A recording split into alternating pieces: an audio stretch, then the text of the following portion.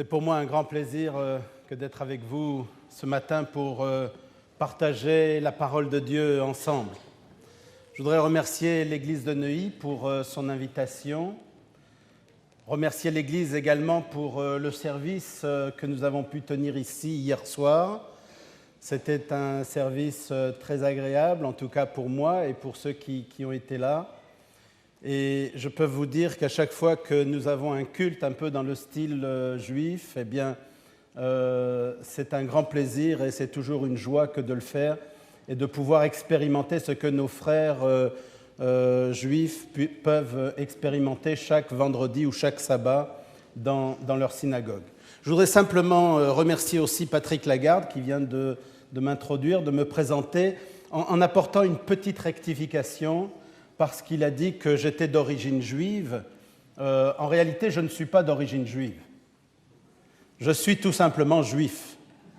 Quand on dit d'origine, on ne sait pas très bien ce que ça veut dire. Donc je suis juif et puis c'est comme cela. Et donc je suis fier de l'être et je suis fier également de pouvoir adorer le Seigneur au sein de l'Église adventiste parce que le Seigneur m'a fait connaître le beau message de notre Seigneur et Sauveur Jésus que nous appelons Yeshua en hébreu.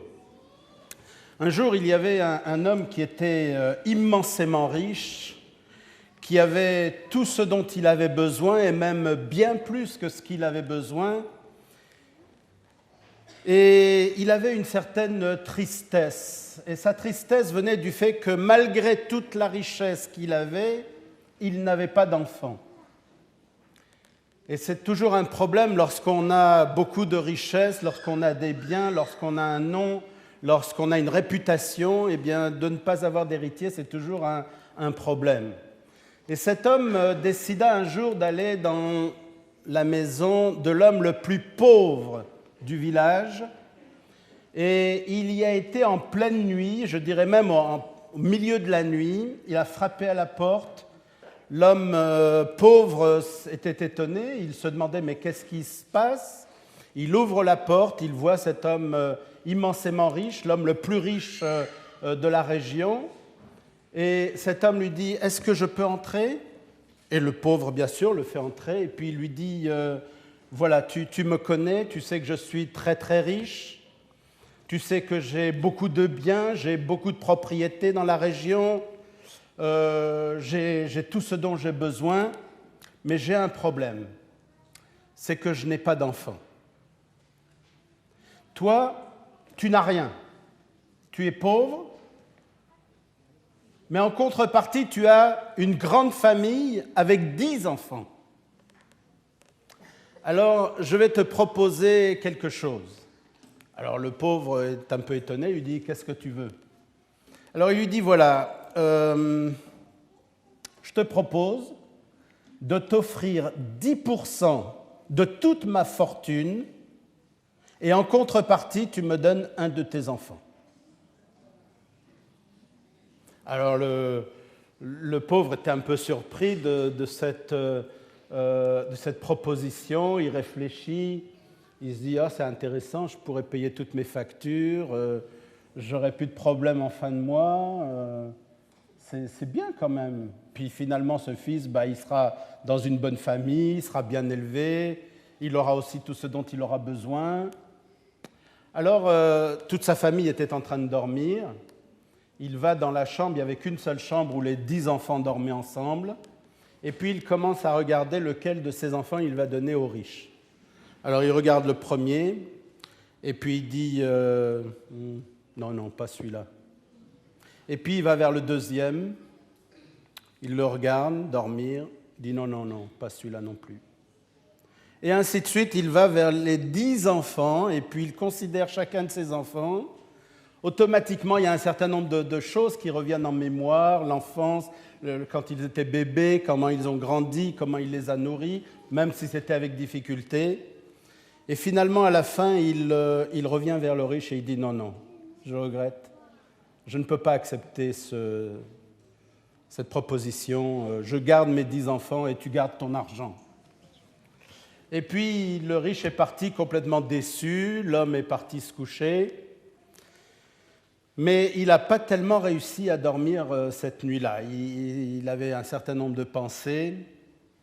Et puis le lendemain matin, il n'en pouvait plus, il vient voir sa femme. Sa femme dormait, elle ne sait pas ce qui s'est exactement passé la nuit d'avant. Et donc, il commence à raconter à sa femme ce qui s'est passé, en disant à sa femme le sentiment de culpabilité qu'il avait à ce moment précis d'avoir un instant pensé qu'il pouvait vendre un de ses enfants. Et puis, sa femme le regarde et avec tendresse, elle lui dit « Tu sais, tu connais notre situation, je sais comment nous sommes pauvres. C'était un moment impulsif où tu pensais peut-être que tu pouvais donner un de nos enfants, mais finalement, tu ne l'as pas fait. Tu es un bon gars, finalement, tu es un bon papa, tu es plein d'amour pour tes enfants. » Et l'homme était content d'avoir été rassuré par son épouse. Et lorsque je pense à cette histoire, eh bien, cela me fait penser, je dirais, à notre papa, à notre Père que nous avons au ciel. Parce que chacun d'entre nous, nous savons, la Bible nous décrit comme étant enfants de Dieu, et nous avons un Père qui nous aime d'une manière extraordinaire. Et des fois, je me pose la question, est-ce que nous sommes véritablement conscients de l'amour que Dieu a pour chacun d'entre nous? Est-ce que nous savons, est-ce que nous acceptons cet amour de Dieu? Et si nous étions dans un temps d'école du sabbat, je vous poserais carrément la question, est-ce que Dieu vous aime? Et si je pose cette question, c'est parce que il me semble, de temps en temps, que nous ne sommes pas véritablement conscients de l'amour de Dieu.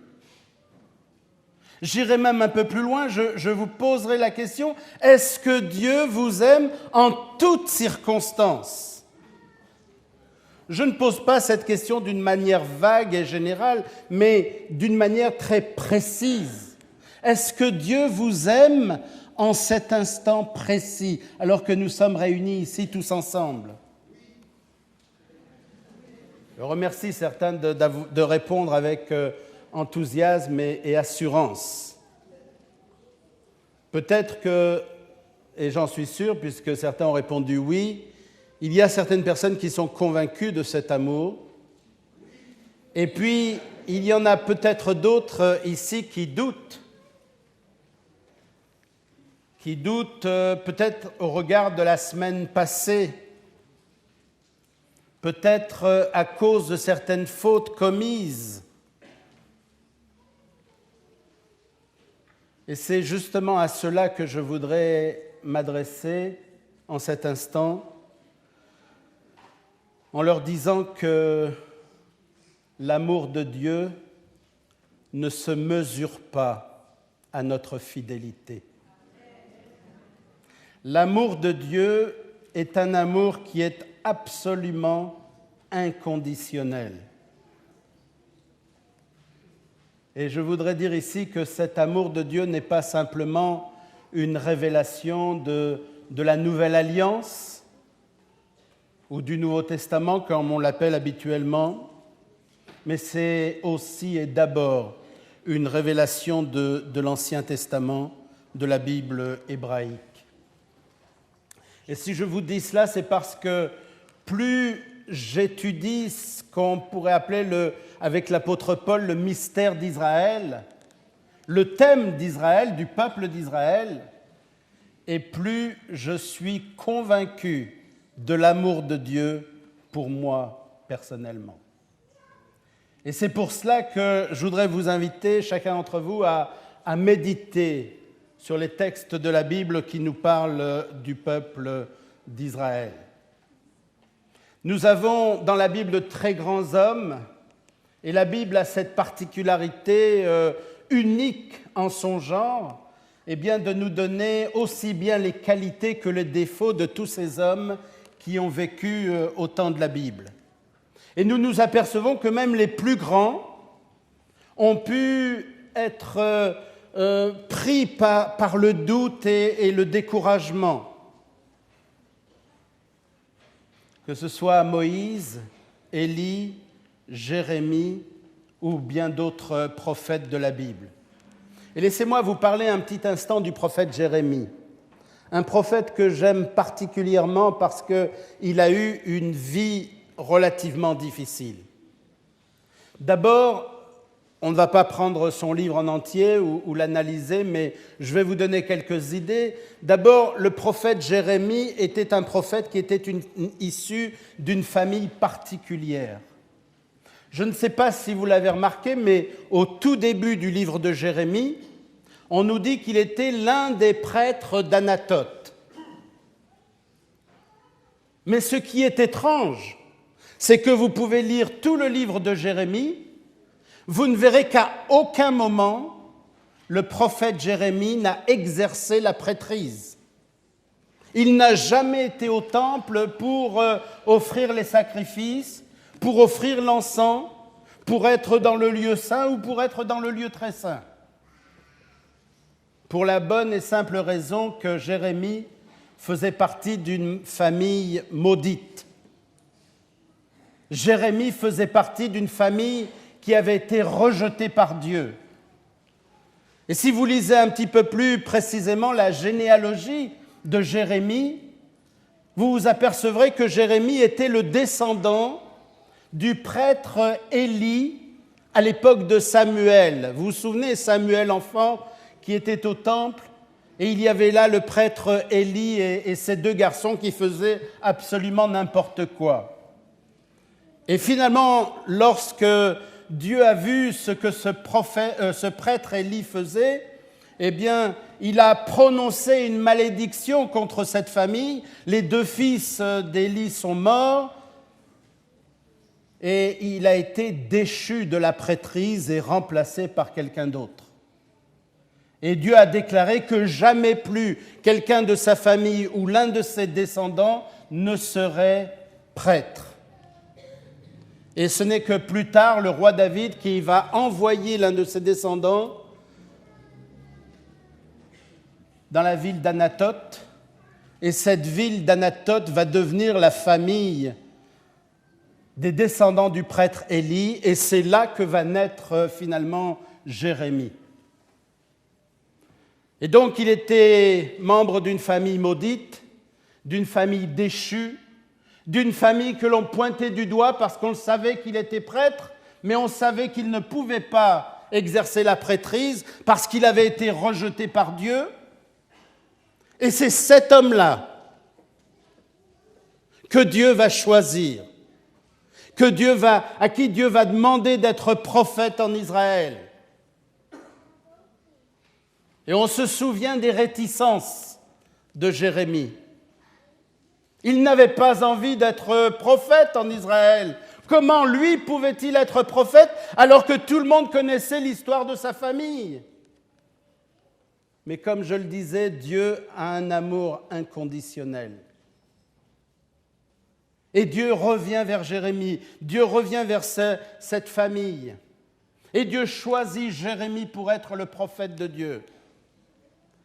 Jérémie va avoir une vie très difficile. Il va être confronté aux faux prophètes. Il va devoir prêcher un message contraire à ses propres convictions. Il voudrait que Jérusalem ne soit pas détruite. Il voudrait que les Juifs ne soient pas déportés à Babylone.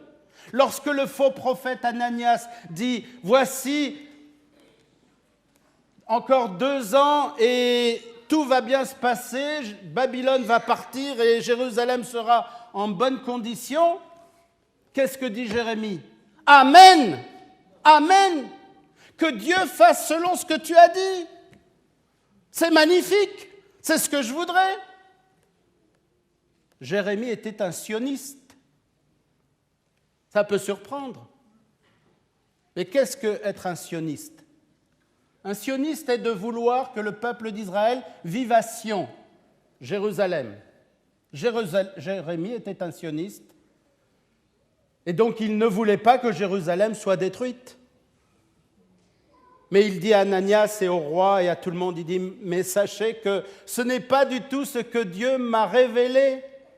Ce n'est pas du tout ce qui va se passer. » Alors bien sûr, tout le monde préférait écouter le faux prophète plutôt que ce prophète de malheur qu'était Jérémie. Il sera persécuté, il sera jeté dans une citerne. Quand il va lire son livre au roi, on va le brûler. Jérémie est passé par des épreuves extraordinaires. Et finalement, on comprend que Jérémie, lui aussi, soit découragé. Et lors de son découragement, eh bien, il a écrit un livre que nous connaissons tous, qui est le livre des Lamentations, les Lamentations de Jérémie. Et on comprend qu'il puisse se lamenter, ce pauvre gars. On comprend qu'il puisse être découragé. Et dans le livre des Lamentations, il dit même qu'il pensait à l'absinthe. Vous savez que l'absinthe, c'est un poison mortel. Et lorsque quelqu'un pense à l'absinthe, eh bien, c'est pour se suicider. Jérémie pensait même à se suicider. Et il nous dit lui-même dans son livre, au chapitre 3 et verset 20, « Quand mon âme s'en souvient, elle est abattue au-dedans de moi. Voici ce que je veux repasser en mon cœur. » Et là, c'est certainement une recette pour chacun d'entre nous qui pourrait être découragé, qui pourrait passer par le doute. Voici ce que je veux repasser en mon cœur, ce qui me donnera de l'espérance. Les bontés de l'Éternel ne sont pas passées, ses compassions ne sont pas à leur terme, elles se renouvellent chaque matin. Oh, que ta fidélité est grande. C'est là la position de Jérémie, malgré tous les découragements qu'il pouvait avoir, malgré tout ce qu'il a pu vivre, il n'a pas accusé Dieu de ses malheurs, mais il a su reconnaître que les bontés de Dieu étaient là et qu'il pouvait les repasser en son cœur. Et ce n'est qu'en méditant sur les bontés de Dieu qu'il pouvait finalement surmonter le doute et le découragement. C'est lui qui a écrit dans son livre au chapitre 31, verset 3, « Je t'aime d'un amour éternel. » Je t'aime d'un amour éternel. Je suis sûr et certain que beaucoup d'entre nous, nous lisons ces textes, nous sommes heureux de les accaparer, de les repasser dans notre cœur et de nous souvenir que Dieu nous aime d'un amour éternel. Mais nous oublions une chose, c'est que ces textes ont d'abord été prononcés par Dieu pour le peuple d'Israël. Dieu nous aime. Dieu nous aime d'un amour éternel. Ah, mais lorsqu'il s'agit d'Israël, je ne crois pas du tout cela. Ce n'est pas possible. Et nous parlons facilement, trop facilement, du rejet d'Israël par Dieu. Comme si Dieu avait 2 poids, 2 mesures. Nous, ah oui, bien sûr, ah oui, il nous aime d'un amour éternel. Israël, non, pas du tout. Considérez peut-être que j'exagère, mais relisez certains de nos écrits, écoutez certains de nos prédicateurs, écoutez aussi certains de nos animateurs de l'école du sabbat, et vous vous apercevrez que si nous avons une très grande indulgence pour le peuple chrétien, pour chacun d'entre nous, pour l'Église adventiste, eh bien, très souvent, nous n'avons pas du tout cette indulgence pour Israël. Et pourtant, c'est Dieu qui dit à Israël dans le livre d'Ésaïe, « ce magnifique texte qui nous a été lu en introduction, Ésaïe au chapitre 54. Et je reprends ce texte tellement il est beau. « Ne crains pas, car tu ne seras point confondu. Ne rougis pas, car tu ne seras pas déshonoré, mais tu oublieras la honte de ta jeunesse. Tu ne te souviendras plus de l'opprobre de ton veuvage. » Et ici, souvenez-vous que le prophète Jérémie s'adresse au peuple d'Israël. « Car ton Créateur est ton époux, l'Éternel des armées est son nom. Et ton Rédempteur est le Saint d'Israël, il se nomme le Dieu de toute la terre. Car l'Éternel te rappelle comme une femme délaissée et au cœur attristé, comme une épouse de la jeunesse qui a été répudiée, dit ton Dieu. » Il peut arriver que Dieu soit courroucé contre son peuple. Il peut arriver que Dieu ne soit pas heureux de la façon dont son peuple gère sa destinée et la parole de Dieu. Mais le texte continue. « Quelques instants, je t'avais abandonné. » Je lis au verset 7. « Mais avec une grande affection, je t'accueillerai. Dans un instant de colère, je t'avais un moment dérobé ma face. Mais avec un amour éternel, j'aurai compassion de toi, dit ton Rédempteur l'Éternel. » À nouveau, Dieu présente son amour éternel. Son amour éternel pour le peuple d'Israël.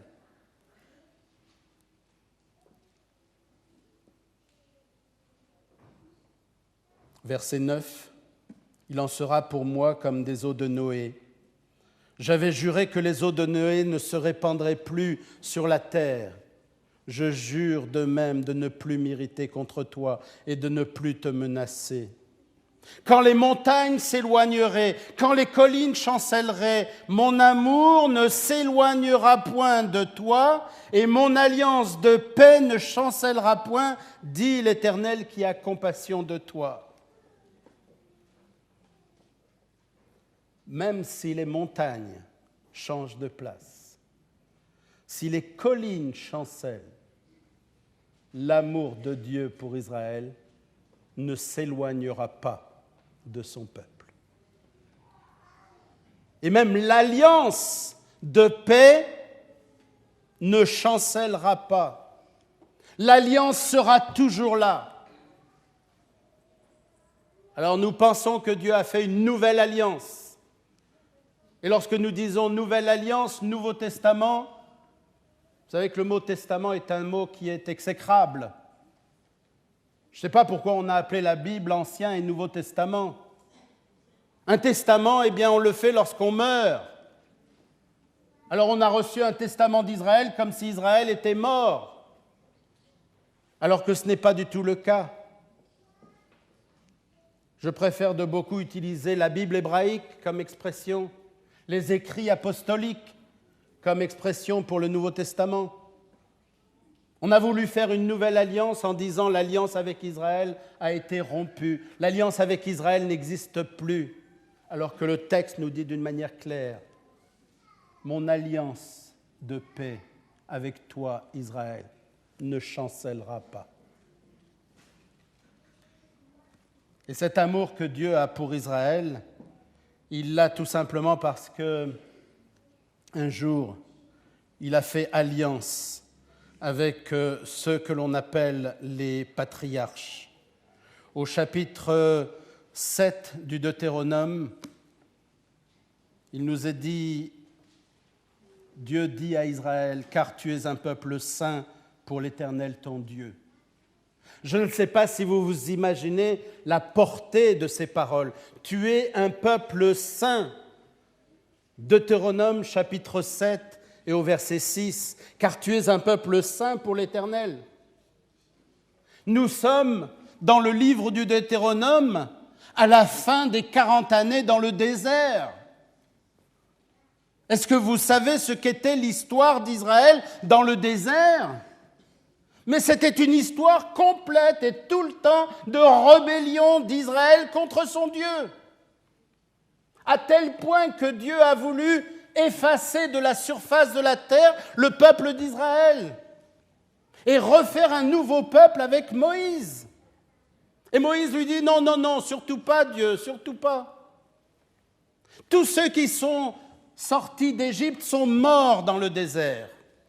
Tous ceux qui avaient plus de 20 ans. C'était un peuple rebelle, un peuple qui n'obéissait pas à Dieu. À la première occasion, ils ont fait le veau d'or et ils voulaient retourner adorer les dieux de l'Égypte.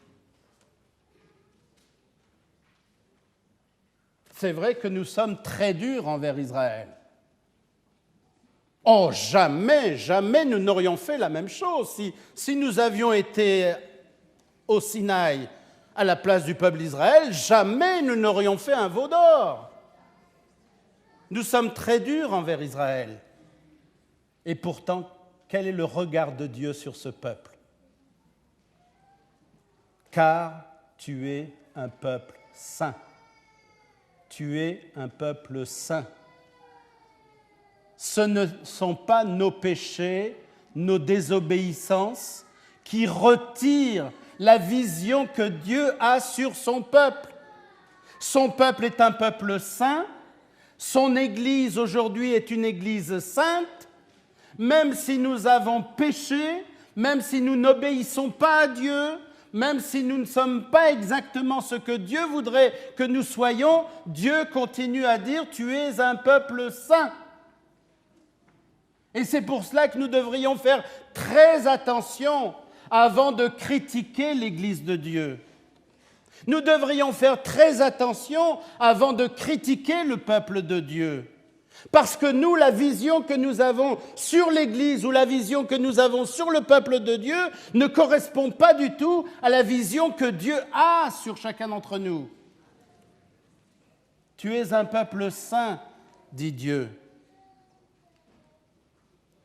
L'Éternel, ton Dieu, je continue à lire, t'a choisi pour que tu sois un peuple qui lui appartienne entre tous les peuples qui sont sur la face de la terre. Voilà ce que veut dire être un peuple saint. Être un peuple saint ne veut pas dire être un peuple sans péché. Être un peuple saint veut dire être un peuple mis à part. Dieu nous a mis à part, Dieu a mis à part le peuple d'Israël pour qu'il soit un peuple qui lui appartienne et qui soit différent de tous les autres peuples. Mais le problème aujourd'hui, c'est qu'on reproche à Israël de vouloir être différent de tous les autres peuples. Lorsque les Juifs s'habillent d'une manière particulière, telle que les orthodoxes, eh bien on les critique. Comment ces gens-là ne peuvent pas s'adapter à tout le monde? Ben justement non, c'est leur vocation. Leur vocation, c'est d'être différent des autres. Lorsqu'on voit un Juif qui se promène dans la rue, on reconnaît tout de suite que c'est un Juif. Parce que Dieu a dit, vous serez un peuple particulier sur la face de la terre. Je regrette, lorsque je vois un adventiste, je ne le reconnais pas.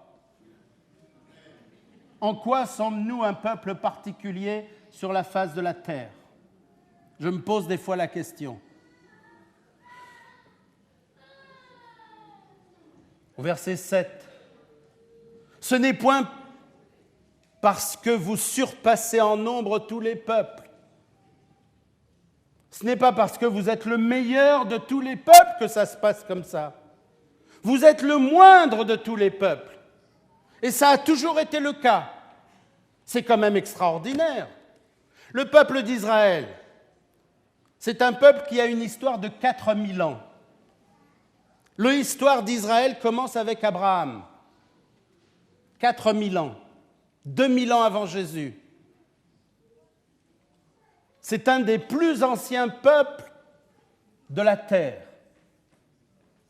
Si on voulait le comparer à un autre peuple aussi ancien, on pourrait dire peut-être les Chinois. Les Chinois sont aussi anciens que les Juifs. On a des histoires et l'histoire nous raconte l'histoire des Chinois sur les 4 ou 5 derniers 1000 ans. Combien sont les Chinois aujourd'hui? 1 milliard 300 millions? 1 milliard 400 millions de Chinois sur Terre? Combien de Juifs? 13 millions. Nous avons la même histoire, la même période d'histoire. Les Chinois, les Juifs. Les Chinois sont 1 milliard 300 millions et les Juifs, juste 13 millions. C'est quand même extraordinaire. Et pourtant, les Juifs ne sont pas, comment dirais-je, restreints dans le fait d'avoir des enfants. Toutes les familles orthodoxes, vous vous baladez à Jérusalem, vous les voyez, ils ont 10, 12, 15 enfants. Et vous savez pourquoi les orthodoxes ont autant d'enfants? Parce qu'ils savent qu'ils sont persécutés. Et ils se disent, peut-être que lors de la prochaine persécution, un de mes enfants sera préservé. Parce que ça fait 4000 ans que ça dure. Personne n'a jamais dit, et si on allait tuer les Chinois? Les Chinois ont été tranquilles. Oh, ils se sont fait des guerres entre eux. Mais personne n'a dit, on va exterminer les Chinois. Et aujourd'hui, il y a 1 milliard 300 millions de Chinois. Mais les Juifs, ça fait 4000 ans que tout le monde dit, allons tuer les Juifs. Encore aujourd'hui, en 2012, en France, cette année, il y a eu plus de 700 actes antisémites en France. Lorsqu'on voit un Juif, on veut lui taper dessus. On veut le tuer. Il y a dans toutes les villes, les grandes villes de France et à Paris également, des Chinatown. Qui c'est qui dit allons tuer les Chinois? Personne. Mais le Juif, tout le monde veut le tuer. C'est quand même un monde.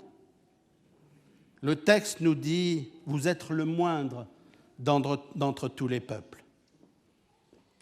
C'était déjà à l'époque de Moïse, c'était durant toute l'époque de la Bible, et ça l'est encore aujourd'hui. Verset 7, « Ce n'est point parce que vous surpassez en nombre tous les peuples que l'Éternel s'est attaché à vous et qu'il vous a choisi, car vous êtes le moindre de tous les peuples. Mais parce que l'Éternel vous aime, parce qu'il a voulu tenir le serment qu'il avait fait à vos pères, l'Éternel vous a fait sortir par sa main puissante, vous a délivré de la maison de servitude, de la main de Pharaon, roi d'Égypte. » C'est parce que Dieu vous aime, parce que Dieu veut tenir la promesse qu'il a faite aux patriarches, aux pères, Abraham, Isaac et Jacob. Et de temps en temps, lorsqu'on lit les écrits des rabbins, ils crient vers Dieu et lui disent « Seigneur, est-ce que tu ne pourrais pas de temps en temps aimer un autre peuple que nous ? Parce que tu vois ce qu'il nous arrive. » L'amour de Dieu est un amour inconditionnel. C'est un amour qui est éternel. C'est un amour qui ne cesse jamais. Dans l'Exode, au chapitre 34, il nous est dit que Dieu conserve sa bonté jusqu'à combien de générations? 1000 générations. Alors on peut essayer de compter, qu'est-ce que ça fait 1000 générations? 20 000 ans au minimum, si nous prenons comme une génération 20 ans. Mais nous savons que le monde ne durera pas 20 000 ans. Le monde dure depuis 6 000, 7 000 ans, peut-être 10 000 ans si on prend la chronologie de la Septante. Et puis on sait qu'il arrive maintenant au bout et que Jésus revient bientôt. Le monde ne durera pas 20 000 ans. Donc quand Dieu dit jusque 1000 générations, ça veut dire que sa bonté durera toujours. Elle ne cesse jamais, elle ne cessera jamais. Et certains ont vu dans les souffrances d'Israël des punitions de Dieu. Un jour, ils ont prononcé la phrase « Que son sang retombe sur nous et sur nos enfants ». Et c'est pour cela que les Juifs ont souffert pendant 2000 ans. Des fois, je me demande si véritablement nous croyons ce que la Bible nous dit. Est-ce que nous croyons vraiment que Jésus est notre intercesseur? Bien sûr, il est notre intercesseur, mais certainement pas celui des Juifs. Les Juifs ont prononcé cette phrase avant la crucifixion. Et sur la croix, Jésus a dit « Pardonne-leur parce qu'ils ne savent pas ce qu'ils font ». Jésus a prononcé cette parole sur la croix. Dieu a exaucé toutes les paroles de Jésus, sauf, pardonne-leur parce qu'ils ne savent pas ce qu'ils font. Dieu n'a pas pardonné aux Juifs. La preuve, regardez toutes les souffrances qu'ils ont subies pendant 2000 ans. Alors je peux vous dire, mes frères et sœurs, que si nous pensons que Dieu n'a pas exaucé Jésus dans cette prière, alors aucun d'entre nous n'est sauvé. Parce que nous ne savons pas quelle prière Dieu va accepter de la part de Jésus et quelle prière il ne va pas accepter. La preuve, il y en a une qu'il n'a pas acceptée, celle où Jésus dit « Pardonne-leur parce qu'ils ne savent pas ce qu'ils font ». Alors si Dieu n'a pas accepté cette prière de Jésus, comment pouvons-nous être sûrs qu'il accepte la prière de Jésus quand il intercède en notre faveur? On ne pourra jamais être sûr, à moins que nous acceptions que cette prière de Jésus a aussi été acceptée par le Père. Dieu a complètement pardonné ceux qui ont mis Jésus sur la croix. Père, pardonne-leur parce qu'ils ne savent pas ce qu'ils font. Et les souffrances qu'Israël a subies pendant des siècles et des siècles et des siècles, ce ne sont pas des souffrances qui sont venues de la part de Dieu, mais ce sont des souffrances qui sont venues de la part de l'Église. De la part de l'Église. C'est l'Église qui a persécuté Israël. C'est l'Église qui a provoqué les souffrances d'Israël. On estime entre 100 à 150 millions de morts dans le peuple d'Israël dues aux persécutions de l'Église chrétienne. La Shoah ou l'Holocauste, 6 millions de morts sont morts pendant 6 millions de Juifs sont morts pendant la Deuxième Guerre mondiale. Ce n'est pas un pays musulman qui a organisé ça, mais un pays chrétien, l'Allemagne. Et non pas n'importe quel pays chrétien, un pays protestant, luthérien. Les plus grandes souffrances d'Israël ont été subies par l'Église chrétienne. Et ensuite, nous nous étonnons, mais comment se fait-il que les Juifs ne croient pas en Jésus ? Mais quel Jésus voulez-vous que les Juifs acceptent ?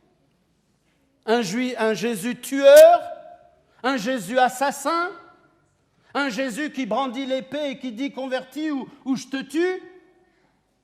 Un Jésus qui mène les Juifs au camp de la mort à Auschwitz ?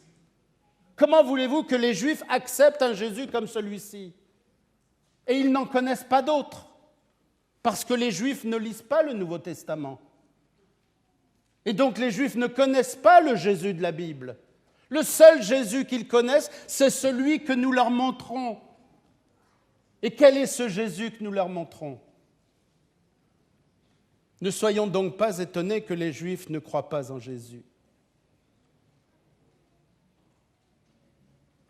Et je me souviens des paroles de l'apôtre Paul qui pose cette question. Dieu a-t-il rejeté son peuple ? Chapitre 11 de l'Épître aux Romains. Dieu a-t-il rejeté son peuple ? Il ne parle pas de l'Église ici. Il parle d'Israël. Loin de là, moi-même je suis de la tribu de Benjamin, etc. Vous connaissez le texte de Romains 11. Et ce qui est extraordinaire dans ce texte, c'est que l'apôtre Paul ne dit pas « Est-ce que Dieu a rejeté le peuple d'Israël ?» Dieu dit « Dieu a-t-il rejeté son peuple ?» Ce qui veut dire que pour l'apôtre Paul, Israël est encore le peuple de Dieu. Et vous savez que l'Épître aux Romains a été écrit aux alentours de l'année 57-58 après Jésus. Mais ce qui est extraordinaire, c'est que nous sommes capables de contredire l'apôtre Paul et de dire « mais non, Israël a été rejeté ». Et moi, je peux vous dire quand est-ce qu'il a été rejeté. Le peuple d'Israël a été rejeté en l'an 34, lorsque Étienne a été lapidé. Voilà, on se permet de contredire l'apôtre Paul sans aucun problème. Alors que l'apôtre Paul pose la question, est-ce qu'Israël a été rejeté? Et il dit non, mais nous on dit oui. On est plus fort que l'apôtre Paul. Et dans cette même épître aux Romains, au chapitre 11,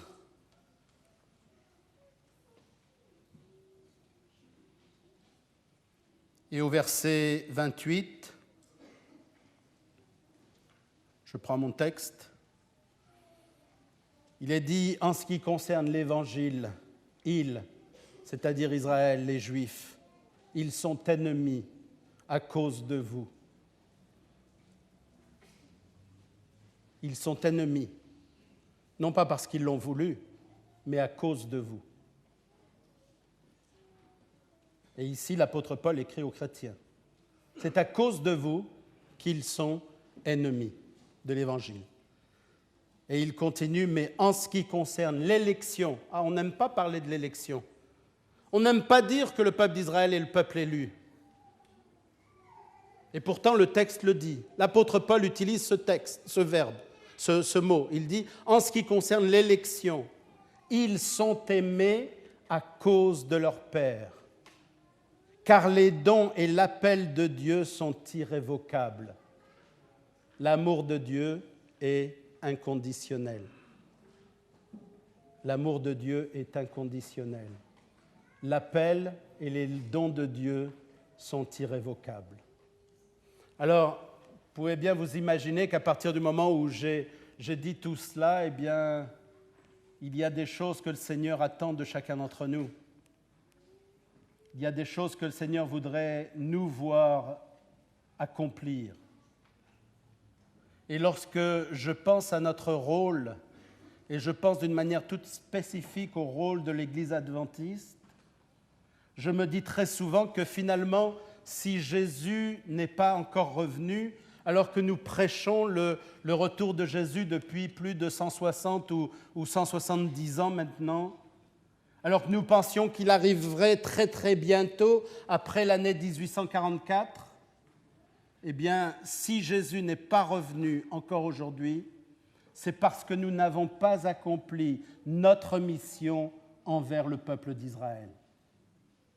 Il y a une mission particulière qui est décrite dans la Bible envers le peuple d'Israël, et une mission qui ne doit pas être accomplie par n'importe qui, mais je le crois profondément, par l'Église adventiste. Et cette mission, vous savez laquelle? Nous avons la mission sacrée, je dirais, de préparer un peuple pour le retour de Jésus. Est-ce que vous avez oublié la mission que nous avons à accomplir? Est-ce que nous avons tellement édulcoré notre message que nous ne savons même plus pourquoi nous sommes adventistes? Nous sommes adventistes parce que nous avons une mission particulière, nous avons un message particulier, celui d'Apocalypse 14, à proclamer au monde pour dire que Jésus revient, l'heure du jugement est venue et nous devons préparer un peuple pour le retour de Jésus. Et cette mission est décrite aussi dans le chapitre 40 du prophète Ésaïe. Chapitre 40 d'Ésaïe, c'est le texte qui prédit la mission de Jean-Baptiste. Un texte qui a été appliqué par le Nouveau Testament à Jean-Baptiste. Une voix crie, préparez au désert le chemin de l'Éternel, aplanissez dans les lieux arides une route pour notre Dieu, que toute vallée soit exaucée, que toute montagne et toute colline soient abaissées, que les coteaux se changent en plaine et les défilés étroits en vallons. Alors la gloire de l'Éternel sera révélée et en un instant toute chair la verra, car la bouche de l'Éternel a parlé. Et dans ce texte, nous savons que tout n'a pas été accompli par Jean-Baptiste. Parce que si Jean-Baptiste a été la voix qui a crié dans le désert, lorsque Jean-Baptiste est venu, il y a 2000 ans, le verset 5 ne s'est pas accompli. Alors la gloire de l'Éternel sera révélée et au même instant, toute chair la verra. Ça, c'est le retour de Jésus. Ce n'est pas la première venue de Jésus. Ce qui veut dire que la préparation pour la venue de Jésus doit se faire en 2 temps. Le premier temps a été fait par Jean-Baptiste il y a 2000 ans. Le deuxième temps doit se faire aujourd'hui, à la fin des temps, alors que tout le monde verra que la gloire de l'Éternel sera révélée. Et toute chair la verra en un instant. Et nous pensons que Dieu a suscité le mouvement adventiste pour cette mission particulière de préparer ce peuple pour la venue de Jésus. Mais lorsque nous analysons ce texte, nous voyons dès le verset 1er quelle est la mission de ce peuple particulier qui doit préparer un peuple pour la venue de Jésus. La mission de ce peuple est au verset 1 et 2. Le texte nous dit « Consolez, consolez mon peuple, dit votre Dieu. Parlez au cœur de Jérusalem et criez-lui que sa servitude est finie, que son iniquité est expiée, qu'elle a reçu de la main de l'Éternel au double de tous ses péchés. » Voilà la mission que nous avons auprès du peuple d'Israël. Consolez, consolez mon peuple, dit votre Dieu. Votre Dieu a aussi un peuple. Si vous ne savez pas qui est ce peuple, référez-vous à Romains 11. Dieu a-t-il rejeté son peuple? Dieu a un peuple. Et aujourd'hui, à l'Église adventiste, Dieu dit « Consolez, consolez mon peuple. Parlez tendrement au cœur de Jérusalem. Dites-lui que ses péchés ont été expiés. Ses péchés ont été expiés par le sacrifice de Jésus. » Mais ce n'est pas du tout le message que nous avons. Le message des 70 semaines, c'est le rejet d'Israël. Israël a eu un temps de probation, il n'a pas accepté ce temps de probation, il est donc rejeté. Est-ce que c'est vraiment cela le message que nous avons à prêcher? Et vous savez que lorsque Jésus a parlé aux disciples en leur disant d'une manière précise qu'il était le Messie, les disciples ont dit non, tu ne peux pas être le Messie. Jésus dit, si, bien sûr, je suis le Messie. Et les disciples ont dit, mais non, tu n'es pas le Messie, tu ne peux pas être le Messie. Et Jésus a dit, mais pourquoi je ne peux pas être le Messie? Je paraphrase un peu, c'est dans Matthieu 17. Et les disciples lui disent, tu ne peux pas être le Messie parce que d'après la prophétie, lorsque le Messie doit venir, avant la venue du Messie, il doit y avoir le prophète Élie qui doit venir.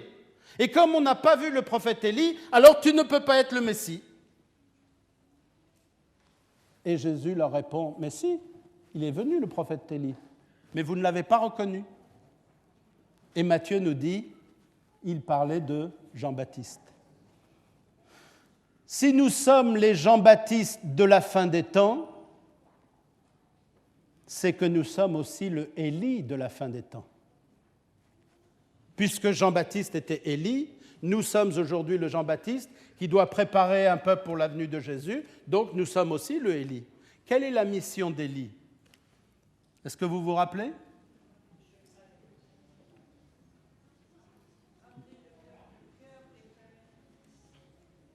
Malachie, chapitre 4, à partir du verset 5. « Voici, je vous envoie Élie, le prophète, avant que le jour de l'Éternel arrive, ce jour grand et redoutable. Et sa mission, il ramènera le cœur des pères à leurs enfants et le cœur des enfants à leurs pères. De peur que je ne vienne frapper le pays d'interdit. » Il y a une malédiction sur le peuple de Dieu si nous n'accomplissons pas cette mission. Ramener le cœur des pères à leurs enfants et le cœur des enfants vers leur père. Cette expression ici dans la Bible, j'ai entendu beaucoup de prédications, mais je n'ai jamais été vraiment satisfait de l'explication qu'on m'a donnée de ce texte. Car en réalité, le fait de rapprocher les cœurs est un signe de réconciliation. Réconciliation entre les pères et leurs enfants. J'ai entendu des prédications où on disait ici, il s'agit des pères, des conflits de génération, il n'y a plus de conflits de génération. Et regardez, l'Église adventiste, c'est merveilleux comment elle a des activités de jeunesse, tout le monde participe, les pères, les enfants, il n'y a plus de conflits de génération entre eux. C'est magnifique, voilà, on a accompli la prophétie. Je ne suis pas sûr. D'autres disent, voilà, c'est le rapprochement de Dieu, le Père, avec ses enfants.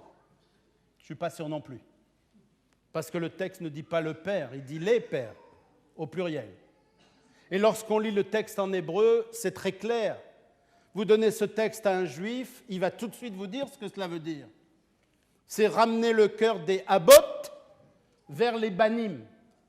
Et Abot, il existe un écrit dans la tradition juive qui fait partie aujourd'hui de la Mishnah et du Talmud, qui s'appelle les Pirkei Abot, les maximes de nos pères. Lorsqu'on pense aux Abot, on pense automatiquement aux pères spirituels. On pense à Abraham, Isaac, Jacob et tous leurs descendants. Et ici, c'est sur le plan spirituel qu'il faut prendre ce texte. Parce que Élie, le prophète, on ne l'interprète pas d'une manière littérale. Ce n'est pas le Élie qui est monté sur un chariot de feu qui va descendre sur terre. C'est spirituellement que l'Église vient sur terre avec l'esprit d'Élie. Eh bien, de la même manière, les pères et les enfants doivent être pris sur le plan spirituel. Bien, laissez-moi vous dire que les pères spirituels, c'est le peuple d'Israël. Et les enfants spirituels, c'est l'Église. Nous sommes les enfants spirituels d'Israël.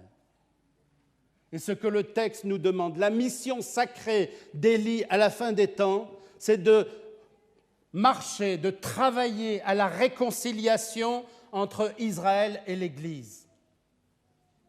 Si nous ne travaillons pas à la réconciliation d'Israël et de l'Église, la prophétie de la Bible ne peut pas s'accomplir.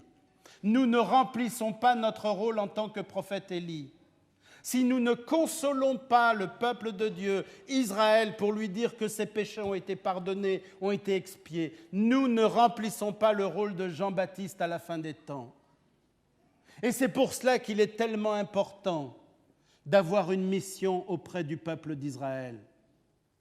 Et la mission que nous avons, la première mission, ce n'est pas de baptiser tous les Juifs, mais c'est de les réconcilier avec Dieu, les réconcilier avec l'Église, les réconcilier par là même et en conséquence de cela avec Jésus lui-même. Et Dieu connaîtra son peuple. Et lorsque Jésus reviendra, il y aura un seul peuple pour attendre le Messie. Et c'est cela notre mission. Mais pour cela, nous devons être persuadés que Dieu aime chacun d'entre nous, il nous aime, mais il aime aussi d'un amour éternel le peuple d'Israël. Et c'est à nous de remplir cette mission, de lui dire qu'un jour ses péchés ont été expiés et que nous leur demandons pardon pour tout ce que l'Église a fait. Nous disons l'Église, nous sommes l'Église, alors à ce moment-là, nous devons accepter l'héritage de l'Église. Lorsqu'on voit toutes les persécutions que l'Église a provoquées contre Israël, ne disons pas « Ah, c'est pas nous, on n'était pas là ». Alors si ce n'est pas vous, alors arrêtez de vous appeler l'Église. Si vous vous appelez l'Église, si nous nous appelons l'Église, alors nous acceptons l'héritage de l'Église. Parce que dans le mot Église, il y a tout. Il y a le bon et il y a le mauvais. Alors en tant qu'Église, il est aussi temps de dire pardon au peuple d'Israël pour ce que nous lui avons fait subir. Parce que nous lui avons fait subir ces choses-là, et je ne vous cacherai pas, également vous pouvez voir ce que l'Église adventiste, quelle a été l'attitude de l'Église adventiste pendant la Shoah, la Deuxième Guerre mondiale en Allemagne, et vous comprendrez ce que je veux dire. Nous avons besoin de demander pardon à Israël. Nous avons besoin de réconcilier l'Église et Israël. Nous avons besoin de consoler Israël et de lui dire que tous ses péchés ont été expiés. Je vous remercie pour votre attention et j'espère que mes paroles, même si elles ont été un peu animées, ont touché votre cœur et vous permettent de voir le peuple juif avec un autre regard. Amen.